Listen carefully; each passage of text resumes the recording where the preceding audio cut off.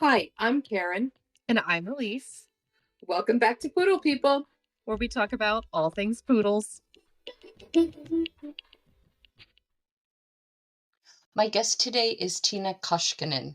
She's a dog show enthusiast and an amateur owner handler. And I think the first time I met her was at the Bluegrass Cluster, either 1 or 2 years ago, when she was showing her dog Dino and I was showing Alfred. She got her first show dog, a wire fox terrier, over 20 years ago, and that's when she learned how to groom and show dogs. She now has two standard poodles, Dino, and Daisy. Dino totally stole my heart, partly because he has wonderful bone, but also because of his wonderful temperament. Tina's from Finland, and she and her husband and Dino and Daisy have lived in the US for the past 2 years. They've been to many different countries for work purposes, and Dino and Daisy are usually with them no matter where they go. The dogs have seen 11 countries and 27 states in the US so far. You might know Tiina from her Instagram, where she posts regularly about her pretty fantastic traveling schedule. She's had the chance to travel the world and show her dogs in 2 continents, showing in both FCI and AKC, and in multiple countries. Her amazing poodles have been the inspiration for her brand, Gosh Petwear, and she considers herself a bit of a crazy poodle lady, which makes her just perfect, and I can't wait to introduce you to her.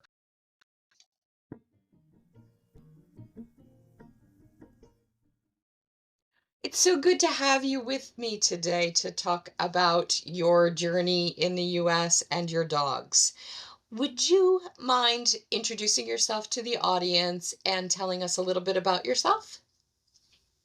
All right, so hi everyone. My name is Tiina, and I'm a huge dog show enthusiastic, and I own 2 standard poodles that I'm showing. Yeah, I've had my first dog 20 years ago. It was wired fox terrier, and that's when I started to take interest in dog shows and grooming. And at the moment, I have Dino and Daisy. Dino is 6 years old, and Daisy is 3 years old. So they're both standards in show code. And I'm showing them in AKC and FCI, both. So yeah. And do you want to talk a little bit about where you're from? Yeah, so I'm from Finland, and we have traveled all over the world with our dogs. With Dino, we lived in Spain for a while, and now we lived in US for a few years because of my husband's work. So, and we travel around the US as well. So, Yeah, I yeah, think it gives us a really fabulous opportunity to learn a little bit more about Finland and yeah, also to hear your dog showing experiences in different countries, because I know from staying in touch with you that you show in other countries as well. yeah. Dino is champion in 4 countries. So Four in countries, three, I didn't know that. yeah, yeah. Yeah, Wow. and 3 FCI countries and also US champion. And Okay, Daisy is champion in 2 countries. So yeah, it's it's fantastic. pretty different showing in Europe and that it is in US. So Do you want to there's talk a little bit about what the differences are? I know some of them because you've told me the differences, which I did not know, but I think it's fascinating and people will be interested in hearing your perspective. yes, there's quite a lot of differences, but I think the most remarkable is that we don't have professionals in Europe. Okay, we have some, but not as much as you do in US. So that's it's more like a hobby in Europe. So Okay. breeders do it, but everyone's kind of showing their own dogs. That's nice. Yeah, and also we compete under FCI rules. Mhm. So in Scandinavia, it's very strict that we use no products. But the rest of the Europe, it's not so strict. They compete with same rules, but everyone's using spray and a lot of Okay. other things. Okay. And differences. Well, we don't allow docking. That's fine. Uh, Right. that that's if I would buy a show dog from US, I couldn't show it in Europe or use it for breeding as well because it's not allowed. Right. Docking is not allowed, and or cropping. So that's banned. Yeah, I think those are the biggest differences that And I. you Yeah. do show in different trims, right? Yeah, we have more trims that we can show. Basically, you can show your poodle in any kind of trim in FCI. So And what do most people show in? it's called Scandinavian cut, I think. Okay. So yeah, it's the one with the like hair, but with the huge head hair. So the Scandinavian cut is, I think, most usual, and for the standards, it's continental, like in US. So, but you rarely see uh, minis or toys in continental. And of course, we have 4 different sizes in poodles. That AKC only has 3, so we have 4. We What's have the fourth size? toy, miniature, and we have the regular one, and then standard. Oh, So wait, what's the regular one? Moyenne? yeah, it's like Moyen, but it's medium. Yeah, Okay. but And basically, yeah. what is a moyenne or a medium? What size is that? Since we don't In have Yeah, is there you don't have it in FCI, but it's 14 to 18 inch. okay. It's medium, Is and there miniatures are 11 to 14 inch, and toys are 9.5 to 11 inch. So basically, you could show medium-sized poodle as a small standard or big miniature in AKC. So okay. yeah. And you have for standard poodles, FCI has a height Yes. restriction, right? So Yeah. is that 24 inches? 24.5. Yeah. 24 and a half. I always find that really interesting because Alfred would not be allowed to show because he's too big. And I think my girls are pushing 25 inches Oh generally. yeah. Yeah. Yeah. So that's quite restrictive for what we are used to in the US. Yes, you have way bigger standards here than in Europe, but it's all about the proportions. So Right, Europeans want to stick with the proportions. So right, right. Um, when you were showing, were there do a lot of people show up for shows, or is it also like the US where it's kind of a small sport, or is it very popular? well, I think you have to remember that US is a huge country with so many different states Right. and so many more people. So it's a very popular sport in Finland and in Scandinavia, but we have um, only shows only in during the weekends, Saturdays, Sundays, and not even every weekend of the year. So of course, during the summertime when we can show outdoors, there can be like 3 different shows around Finland at the same time, and that's like a lot for us. But Okay. yeah, and in US you have like 5-day clusters, and in every Right. state Yeah. has more than one. So yeah, it's very different. It's Oh, a that is. profession in here, and it's a hobby around there. So Yeah. What a big difference because here, if you can take off from work or, are self-employed, you can go to a show anywhere, anytime, basically Wednesday through Sunday. Um, true. yeah, wow. I didn't realize that. I actually kind of wish that we just had Saturday and Sunday. It would be easier. That would be, yeah. You can Yeah. always sign up only for Saturday and Yeah. Sunday. Um, Yeah. yes, of course. That would be nice.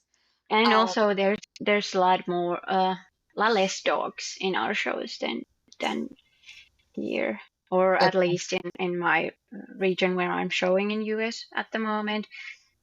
It's very popular. So Um, eh, does it take longer to finish a dog in Finland because there are fewer shows, or is that hard to really quantify? well, it's very different, but I would say it's a lot easier to get a Easier. champion in Europe in general because uh, we compete of CACs or SASIPs, which are the internationals. So Mm-hmm. you need 3 CACs to become a champion, and one of them has to come when the dog is 2 years old. So you can't finish a dog before your dog is 2 years old. And also from the 3 different judges. And yeah, but basically, if your dog is the only one in the show of that breed and it's the best of breed, it gets the CAC. And yeah, it's easier, way more easier to collect them there than it is in US because you have to have majors here and you have Right, to actually win dogs to right. get the so it's very hard in here. Okay, so that's a very interesting perspective. Yeah, Um, yeah. yeah. So what countries are Dino and Daisy champions in? You probably said that at the beginning, but I've blanked already. Sorry.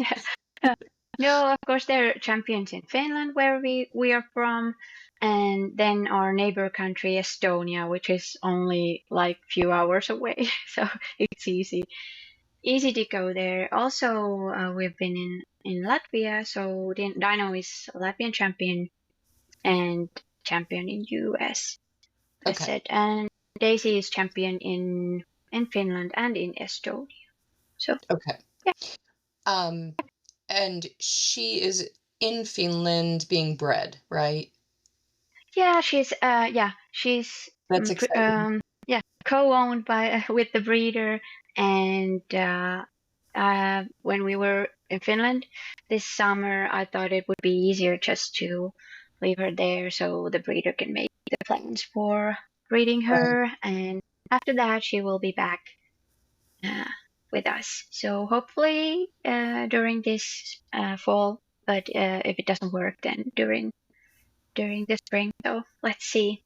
right. We're super excited if Yeah. she. I mean, it's got to be hard to be separated from her, a big adjustment to leave your dog behind. Yeah, it is. It is. We miss her so much.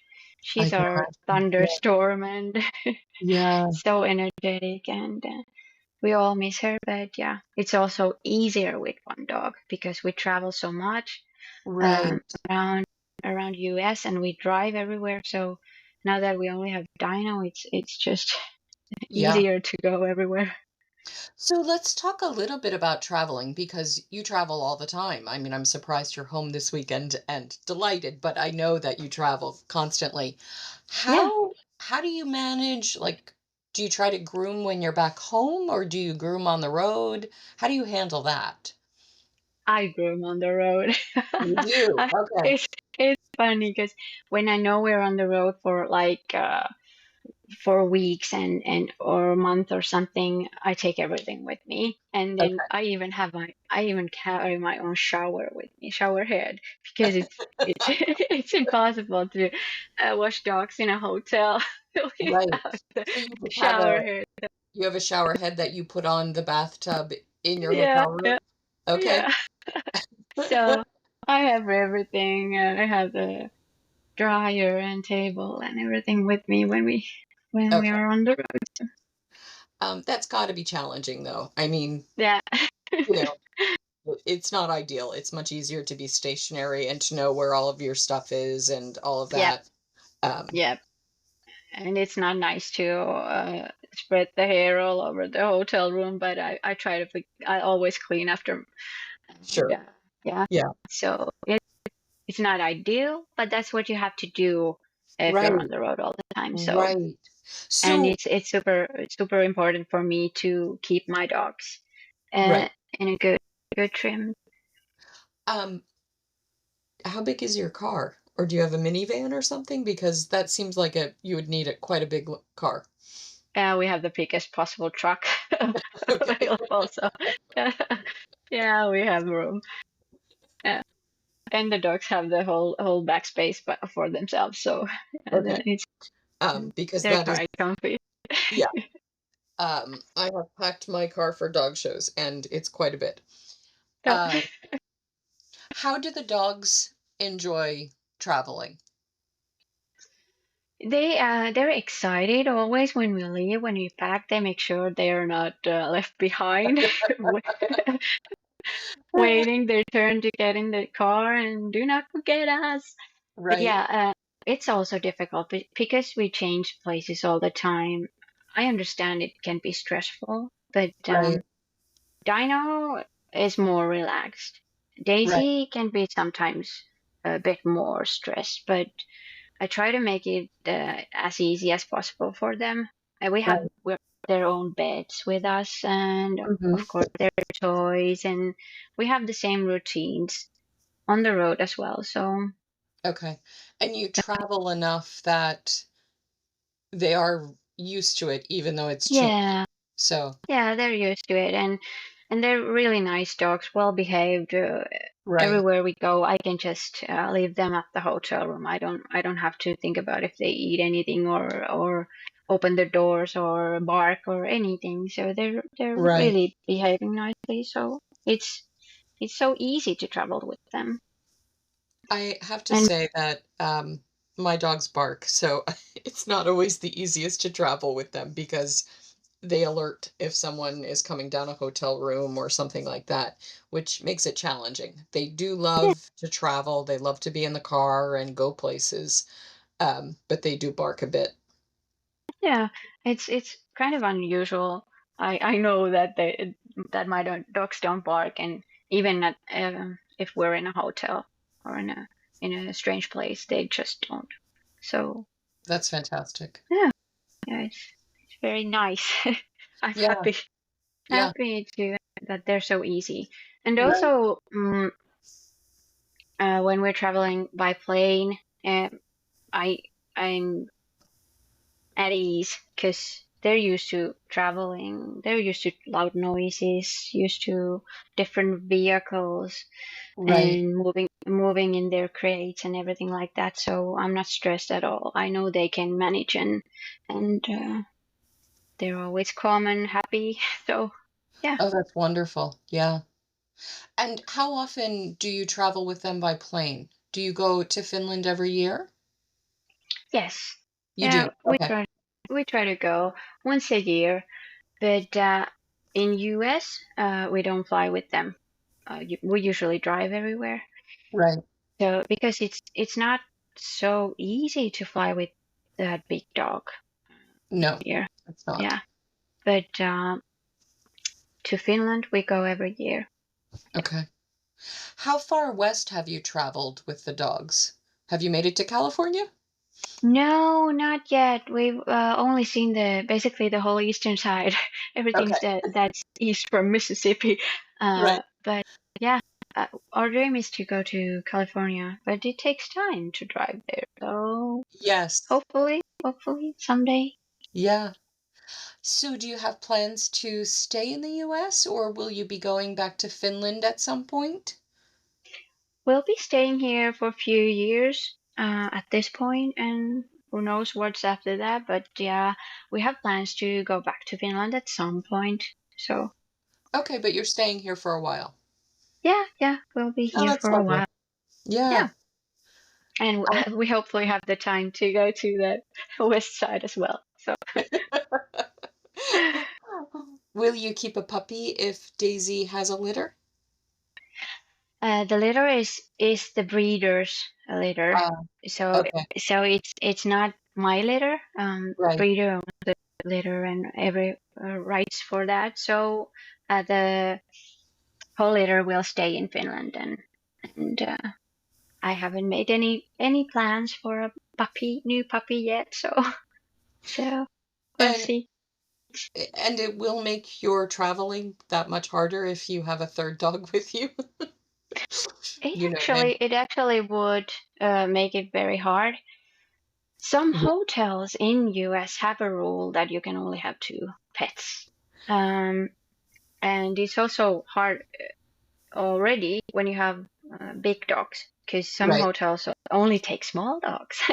And right. now that you have two big dogs, it's well, but and also flying because the airline we use is usually Finnair and or KLM. They take only two dogs down below when we fly. So Oh, so I, somebody wouldn't be able to be on the plane. Oh, that would be terrible. yeah, usually they always say they have a rule of taking two dogs reservations, but when they're loading the dogs, there's always more than two going inside. So I don't know how it works, but they always say they only take two. It Okay, would make that's things interesting. difficult because they're so heavy they cannot go into the same crate. So Right, right. Um, are there any other differences that you've noticed between the US and Finland that really stick with you in owning a dog? in owning a dog, yeah, um, I think as we discussed earlier, there's some differences in the culture of keeping dogs between Europe or in Scandinavia and in US. Um, I would think that in here, when people are getting a puppy, Mm-hmm. mm, they usually send it to a trainer or at least expect it's already trained and or send the puppy to a trainer. But in Scandinavia, people train their own dogs always, so we don't have that culture, and we cannot create our dog as Americans do. Some dogs here live in crates and are with their families just a part of the day or have kennel spaces or things like that. And in Scandinavia, it's they're with families all the time. And Oh, that's interesting. creating I will. culture is not something we have there. And now that you've been here, is it appealing or is it not something that appeals to you at all? Well, I've my dogs are learned to be in their crates because they're show dogs. They have to. They Right. when they were puppies, they were learning how to stay in the crate and things like that. But we have laws in Scandinavia that are more strict about animal welfare. So Okay. yeah, so it's very different. So maybe I'm more grown into that Scandinavian culture. Yeah, I But mean, I do use crates, but obviously try to use them very limited. My dogs have kennels in the basement, but they are like their own rooms, basically. yeah, It's yeah, not yeah. like a kennel, And even though in I call Finland, it a kennel. there's a new animal welfare law that even in shows, you have to have a crate that's big enough, and you cannot leave the dog alone there. It's against the law. Mm, So always guarded, and yeah, right. Um, that is interesting how, the different cultures approach um, dog Yeah, ownership. and we don't have like spike collars or electric collars or things like that at all. So that So, that part of the culture is very weird to me in US. is it that in Finland there is a stronger culture of dog training where people actually have skills? Mm, maybe, and maybe it's just because they're considered as how do you torture? It's Right, against the law. So right, so right. yeah, it's Um, yeah.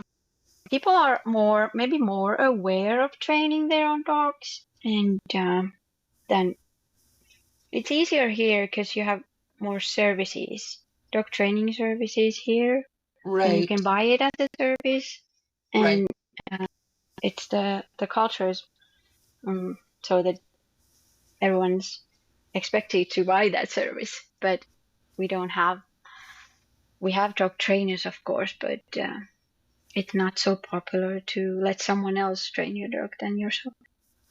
That is interesting. Um, I think in the US, I wonder if it's because I don't want to say you're not busy in Finland, but maybe you prioritize time differently. And here we don't think that we need to devote part of our week to dog training. Does that make Yeah, sense? yeah, it You makes know, sense. It makes sense. Yeah, I wonder if part of it is that um, I I'm not the best trainer, but I like training my dogs. But I also like taking them to training classes where they can work with other dogs and I can pick up tips. Since I have five, I can't really take them all to classes. Um, mm, it would just take up too much time and too much money, but I will kind of regularly take a class and see what skills I learn that I can translate to all of them. yeah, that's fun. That's very Yeah, fun. yeah, it Yeah, is. Do you in Finland, are fast cat and coursing ability big sports, or is that kind of an American thing? I have no idea. that's American thing. I've never even heard of fast cat before I came here. So Okay. and lure coursing as well. The diving is new to me as well. Of course, we have agility, obedience, things like that. Okay. And yeah, but I yeah, think new sport. duck diving is pretty new here too. Um, Hmm. I don't know It how looks new. like fun sport, even but my dogs hate water, so Yeah, I can't see my dogs really being interested in it because they're I mean, not that motivated by toys in that way, like that they uh, would jump out after it. Um, I don't really see that happening for mine, but mine love coursing ability and fast cat. yeah, I have to try that as well. Daisy would love fast cat. I mean, she's a runner. Yeah, my dogs just love to run, and it gives them an excuse and a reason, and they can go as fast as they want. Yeah, yeah, it looks like fun sport. It is. Um, any other differences in ownership? Do most businesses in Finland, are they more welcoming to dogs, or is the US more welcoming? I think US is more welcoming. You can take your dog to stores and restaurants, maybe more here than in Finland. So yeah, So in and Finland, if you can't crate a dog, how do you actually do, like, obviously there's a way to train puppies, but since that's not how we train puppies, I'm kind of stumbling.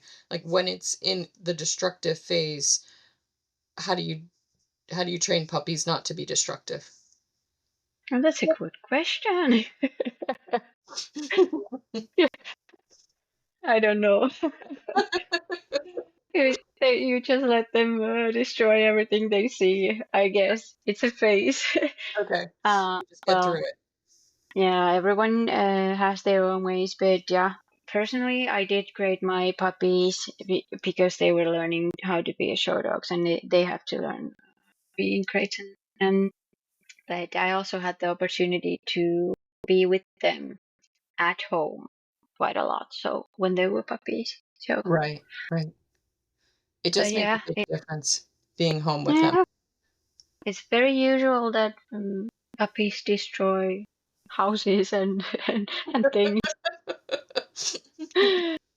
Yeah, it is.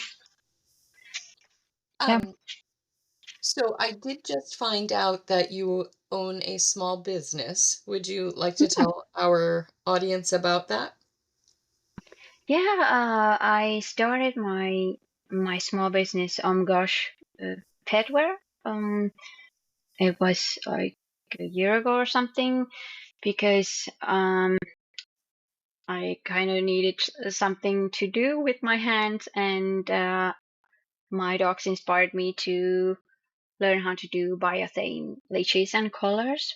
They're very code friendly, and so that's how I started, and it's my baby, just learning every day how to do everything like online selling and things like that, and doing creating new products, and yeah, it's fun. And the biothane, so with poodles, we would often use what, is kind of called a coat saver, but basically Mm, it's a chain collar wrapped in like a fabric with padding. yeah, Um, and the biothane looks like a great alternative to that. yeah, I've used when I had my first poodle, I bought the very white satin collar as well because Yeah. it was a coat saver, but it ended up moving those wraps around all the time and building mats between them. And so after that, I switched to super thin satin collars. And then I found biothane. It's like leather, but it's vegan material. Mhm. And it's very soft, very lightweight. And now that I've used it with my show poodles for over a year, it seems a perfect option. Yeah, Okay. it's That's it's a good to coat know. saver as well. Yeah, I've always thought that just the action of pulling the satin collar over all of the bands creates friction that yep, can't be good. You know? yep. Yeah.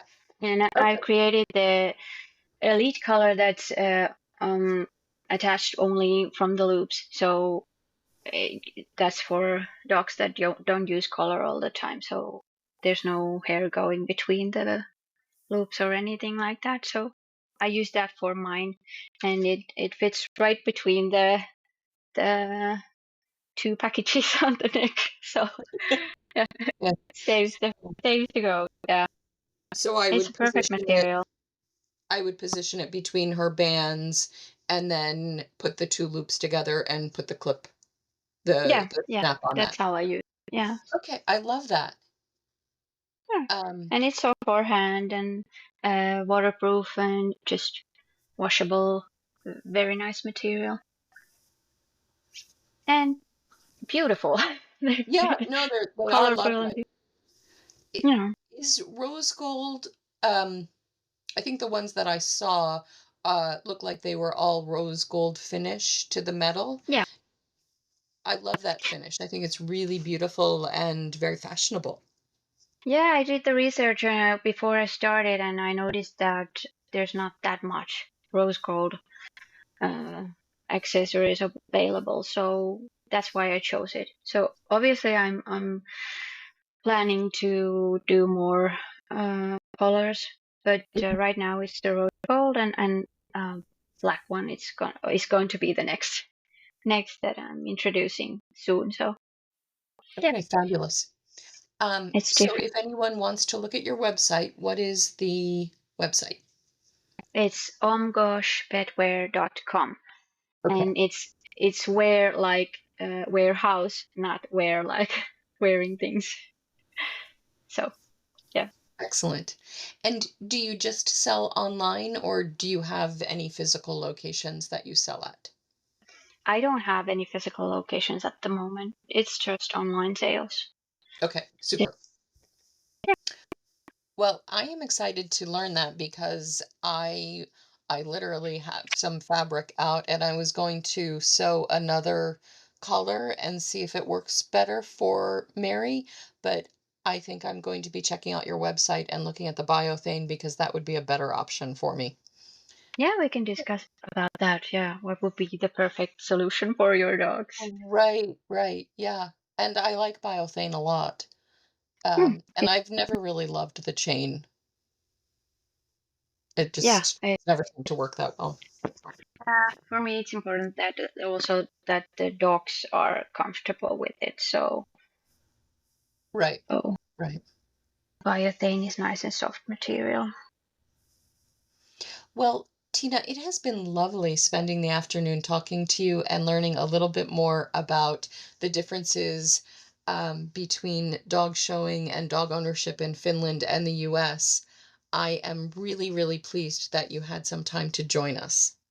Yeah, thank you, thank you. I bet there's a lot more differences that we didn't have a chance to discuss about, but in both continents there are good ways and bad ways, and I feel comfortable in both. So Yeah, it's very and it really has been a joy to have met you at a show, and I have stayed in touch with you on Instagram. And it's just been really nice to look at your journeys because I feel like I am very homebound and don't get anywhere. So I live vicariously through you and Dino, and your travels. okay. That's very nice to hear.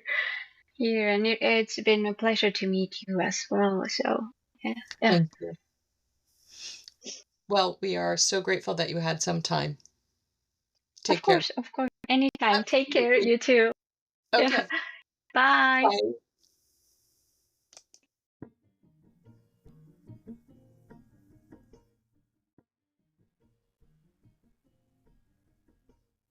Thanks for listening, and remember, a poodle will change your life. Please remember to like us on your favorite platform, or even better, leave a review. We really appreciate it, and it helps us get new listeners. And if you have any questions you want me or Elise to answer, send us an email at poodlepeoplepodcast@gmail.com. If you're interested in my breeding program or are ready to be added to my waiting list, please visit my website at scotchcornerstandardpoodles.com, where you will find all of the relevant information and links. Just a reminder, we're not licensed professionals or veterinarians or handlers. We're just poodle people.